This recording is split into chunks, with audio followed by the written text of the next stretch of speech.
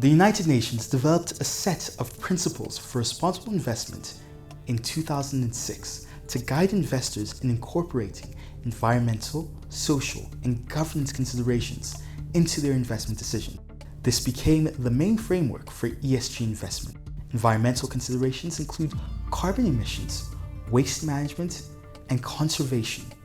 Social considerations include fair labor practices and community impact.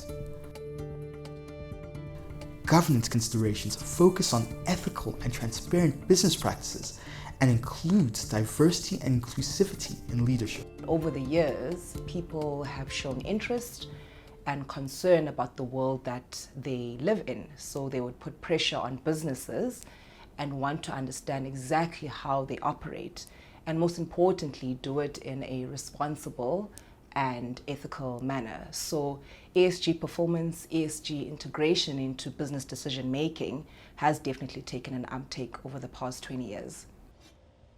Africa is rich in a variety of mineral resources, and there are several frameworks in place to guide the extractive industry on the continent.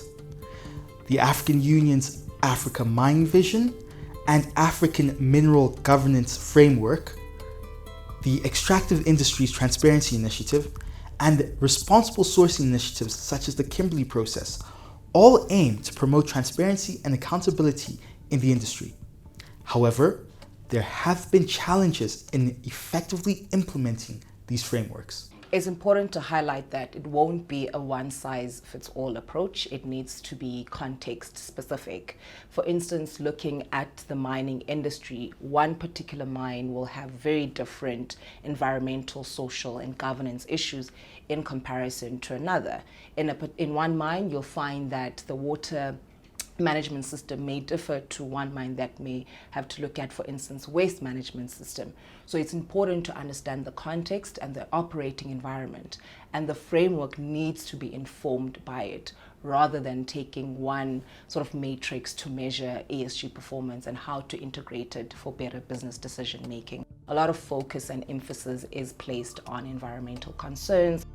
As such, the International Energy Agency has set a target of achieving net zero greenhouse gas emissions by 2050 in order to limit global warming to 1.5 degrees Celsius above pre-industrial levels. This goal aligns with COP26's objective of reducing global carbon emissions to net zero by 2050. However, the proposal to end all new fossil fuel investment poses challenges, as fossil fuels are still the primary source of energy and are deeply ingrained in many economies and industries worldwide.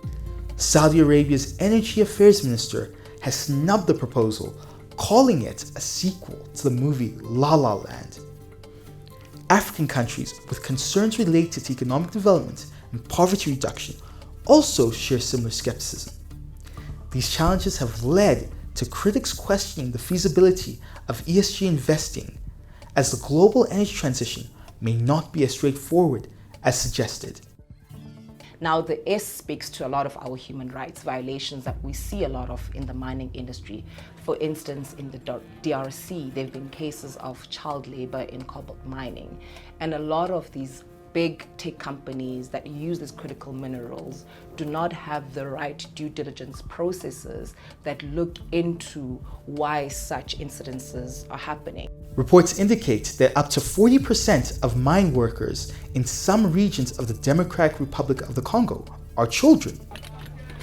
Given Africa's poor governance record and weakened institutions, it is imperative for companies operating on the continent to holistically consider the impact of their operations.